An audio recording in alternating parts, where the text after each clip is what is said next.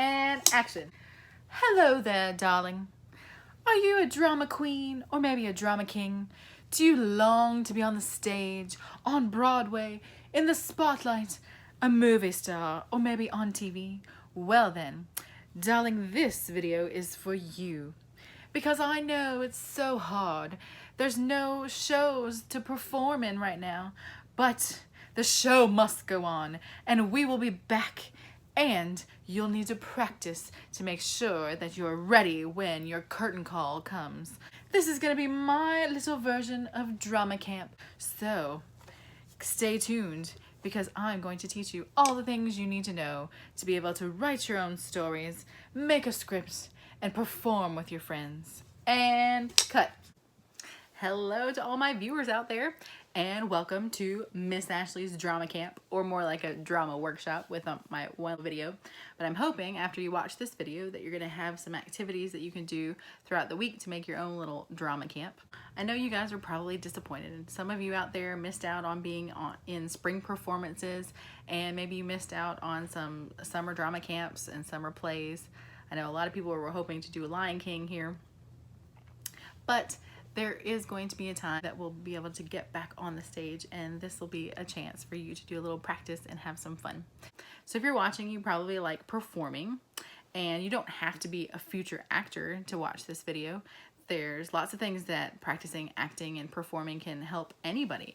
You could use this to be a future teacher or a lawyer or a doctor. It helps with even leadership skills, your confidence, your self-esteem, courage, your public speaking skills. Even if you want to do comedy, this would help too. Or maybe you're more of a writer type, or you want to be a director, or you'd like to work behind the scenes, behind the camera. This is going to work for you too. Now, before we can perform something, we need to start with a story. So you can just grab a story off the shelf, a book, a story that you know, and you can act it out with your friends. Or I'm going to show you how you can write your own story or a script and then perform it with your friends. You could even get on a Zoom call or somehow do a virtual one where you write scripts for each other and then perform them on a computer or a phone. So that's an option too. So my first part of my drama camp is going to be to teach you the basics of writing a story. So here's drama camp part 1, and action. All right, so writing a story can be as simple or as complicated as you want it to be. It doesn't have to be really long, but let's start with the basics. So let's pretend like we're making a big cake. We've got our big mixing bowl, and we're putting in the ingredients that we need for our cake. And then when we bake it, it becomes a cake. That's kind of like writing a story. So there's certain elements or ingredients of our story that we need to be able for it to be enjoyable and to make sense and to be able to perform. Let me show you some things that you're going to need to write your story. First of all, you're going to have an author, and that's the person that writes the words of the story or the skit. That's probably going to be you for this one, but it could be one of your friends, because then you can act it out with each other. Now, the next thing you're going to need to have for your story is you're going to have to decide on the setting, when and where the story is going to take place. But we'll talk about that one in just a second. Now, what's a story without the characters? Who's in the story? Is it going to be people or animals or things? You can write stories about all kinds of things, but you have to decide who are the characters. The next thing you're going to need for your story is actually two things. It's going to be the problem and the solution.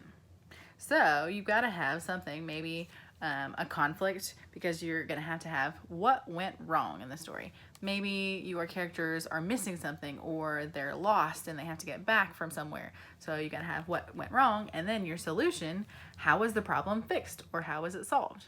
So that helps you make the story make sense and makes it interesting. And all of that kind of comes together to make the plot. What happens in the story? And you're basically going to have kind of like a beginning, a middle, and an end.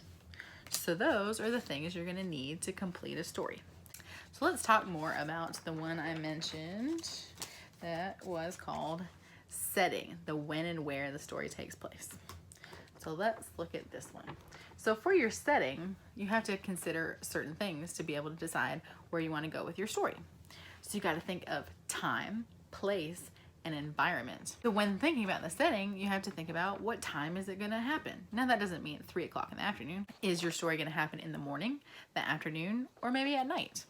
Then you have to decide, is it going to be past, present, or futures? Is it going to happen a long, long time ago, back in history, in the past? Or is it in the present and now? Or maybe it's going to be far off into the future. And then you have to think about the season. Is it near Christmas? Is it in the summertime? Is it in the spring? And then you have to also think of a place, a location. You can't have a story without knowing where you are. It could be at home or at school, in space, at the beach, or even in a castle, whatever you can dream of. Then you have to think about the environment or the weather. Is it going to be hot? Is it dark? Is it stormy? So all those things you have to think of when you're thinking of the setting to decide how your story is going to go. And then the setting affects what happens in the story and how the characters react to the setting. But the setting can always change. So there's something to consider when you're writing your story. Also, you got to think about your characters. How many characters are there going to be? Is it just going to be one person? Is it just going to be you? Or is there going to be a whole family or a whole school? How many characters do you have? And then what kind of characters do you have? Are they going to be realistic characters, like things you'd actually see in real life, real people? Or is it going to be make-believe characters? Maybe there's going to be a talking frog or a dancing gingerbread man. Is there going to be good guys or bad guys? It's really up to you, but you do have to think about what your characters are going to be like and how many. Now, what I found on the internet are called story maps, and this would be a great way, an easy way to help you out to try to decide how your story is going to go. Now, if you're younger, you can just start off with something really simple like this, where you just write the title and the author of your story. You write your setting and your characters, which is what we just talked about. Then you got to decide what happens at the beginning of the story, what happens in the middle, and what happens at the end.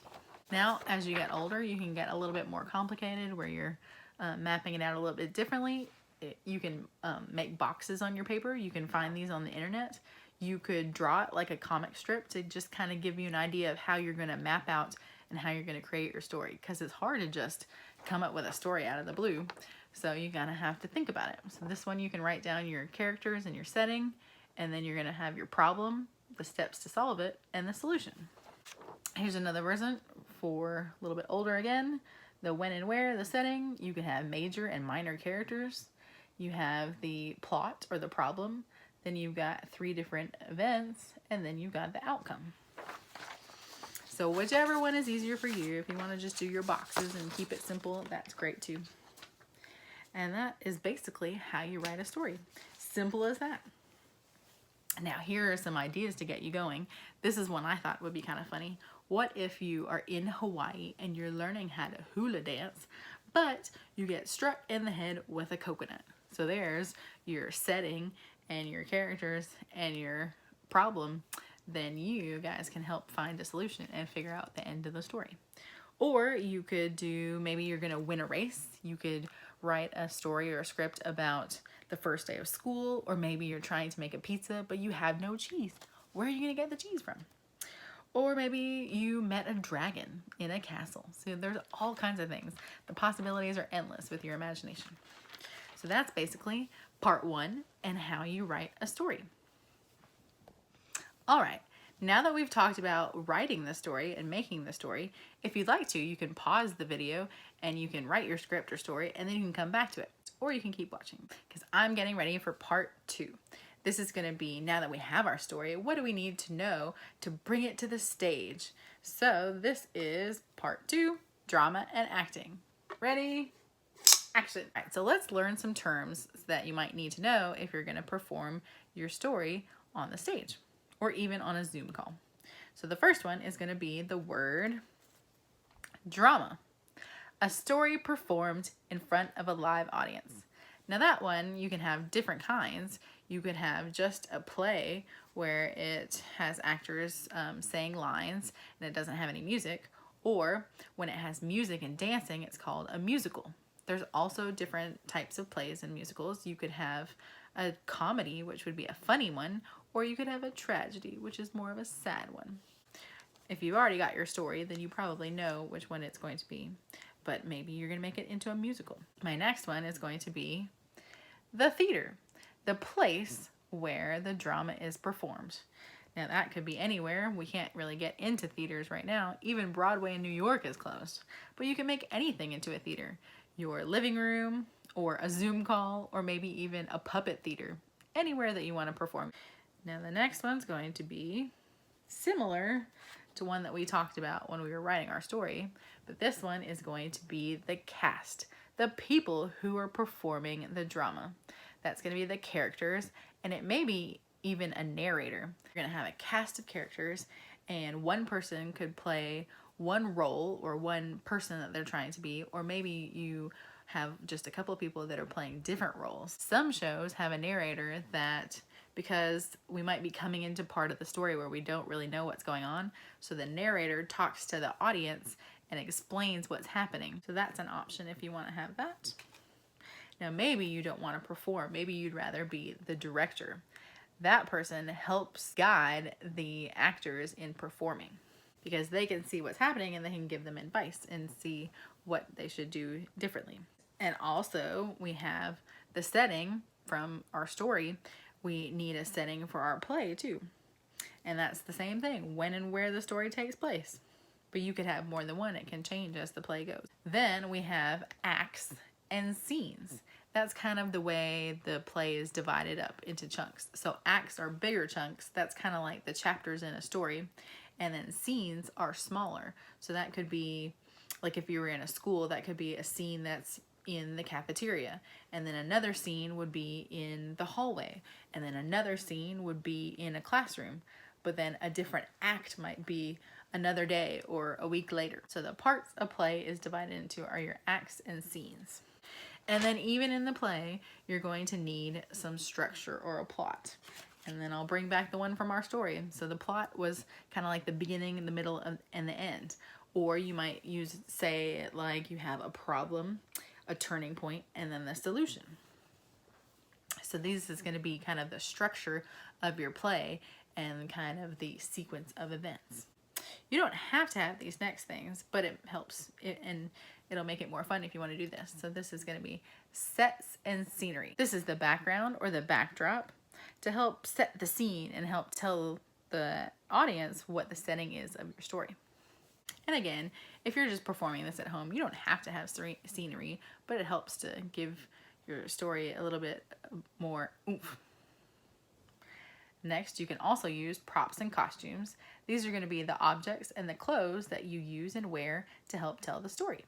You can just get with your friends and just act out some stuff. But if you're going to try to perform a real story, you're going to want to write your script. And that's kind of like writing your story.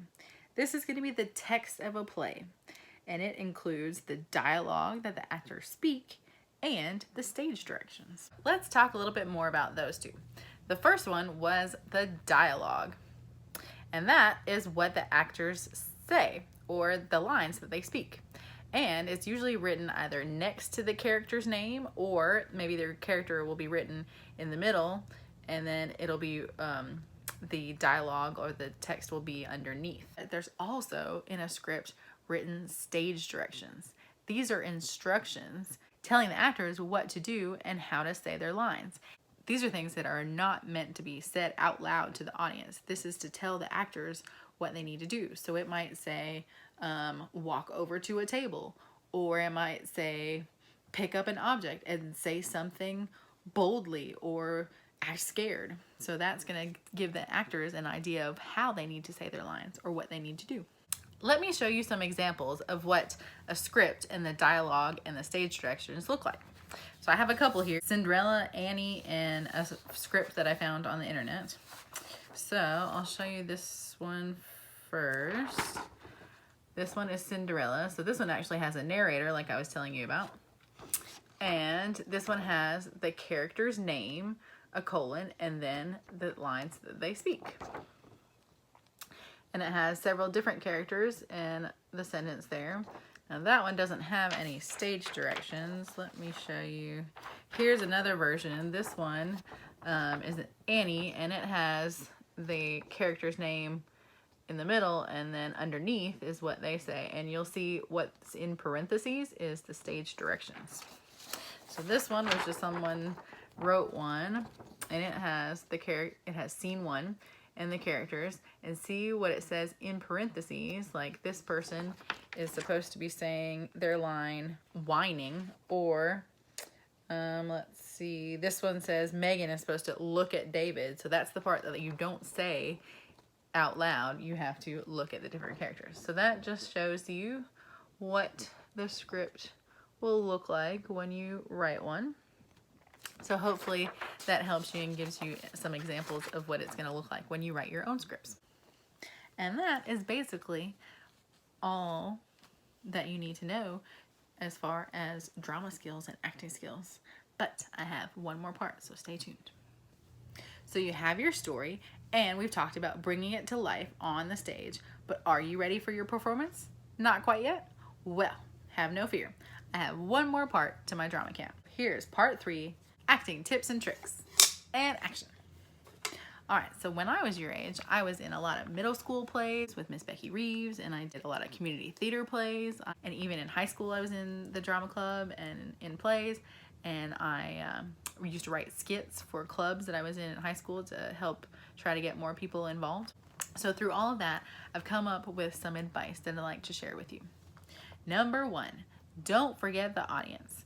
They can become kind of like an acting partner because you're getting feedback from how they're reacting to things. They need to be able to see, hear, and understand you because you're helping to tell them a story. And don't be afraid of what people might think or say about your performance. You're there to have fun. Don't be nervous. I know, I still get nervous sometimes, but try not to be nervous and just have fun. Number 2, act with your voice and your body. So you have to think about what role you have, what your character is. How would they stand, walk, and gesture? Would they talk with their hands? Would they be, maybe you're playing an older person and maybe you have to be hunched over and walk with a cane or something like that.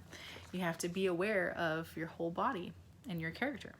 Be aware of your facial expressions. Don't make silly faces or don't look like you're confused if you're not supposed to be.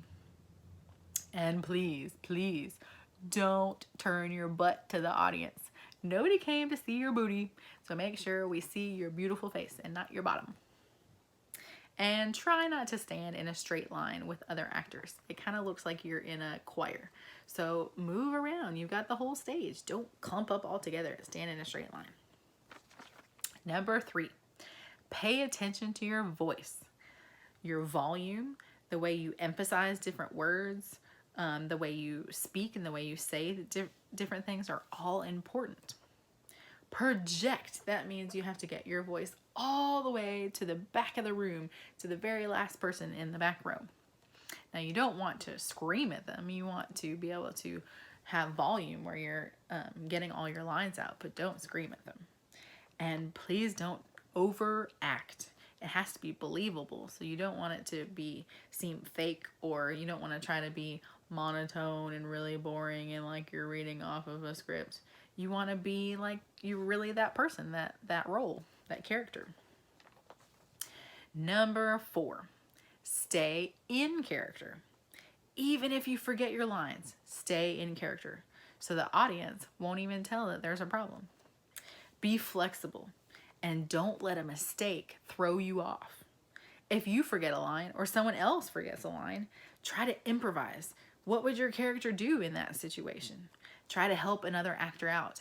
If you know their lines, maybe you could give them some advice or say, didn't you need to go somewhere? Or is that something for me that you have there? Don't get upset on the stage because something happened. Because if you and the other actors on the stage come up with a solution quickly and you don't make a big deal about it, then the audience won't even know because they haven't been reading the script and practicing like you do. They're just basing it on your performance and what you're doing on the stage. Be ready for your cue, which means when you have to come on, when you have to do something. You need to learn more than just your lines. You need to know other people's lines to know when you have to come out on stage or to help when someone else forgets their line, or you have to know when you have to say your lines. Stay in character. You're not yourself anymore. You're now pretending to be someone else. And that role is what you're going to be like the whole time. And you have to make the audience believe it. Number 5, you are never invisible. If you can see the audience, they can see you. Don't make funny faces, or pick your nose, or pull at your costume, or pick out a wedgie. Even if you're kind of off stage in the wings, because people somewhere on the side of the stage still might be able to see you.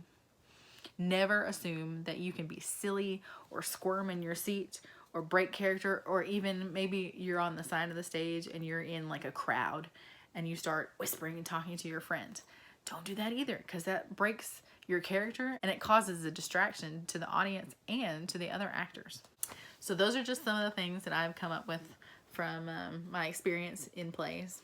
And before I leave you, I just want to tell you some other things you might be able to try to practice your acting skills. You can get your script and you can practice in front of the mirror. So you can practice staying in character and seeing different facial expressions and how you're saying things.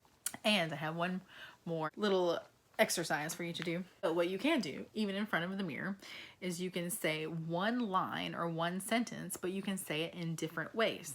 So here's an example. You say, "What's for dinner?" but you have to say it in different ways. So if I was going to say it and I'm trying to be curious, what's for dinner? Or maybe I'm annoyed. Oh, what's for dinner? Maybe I'm angry. Oh, what's for dinner? Or maybe I'm nervous. What's for dinner? Or maybe I'm hungry. Oh, what's for dinner? So that's a great way to practice, because you're saying the same thing. You're not adding any more words, but you're saying it differently. Try that with the line, "I need help," and "You have got to be kidding me." Or you can try with other ones. All right, drama fans, I hope you've enjoyed my little drama camp, and I can't wait to hear about all your stories and your performances. If you'd like to, maybe you get with your friends if you can, and some of you can even film it on a phone or an iPad, and you can become little directors, and you can edit, and you can create your own little movies too. I can't wait to see you back on the stage.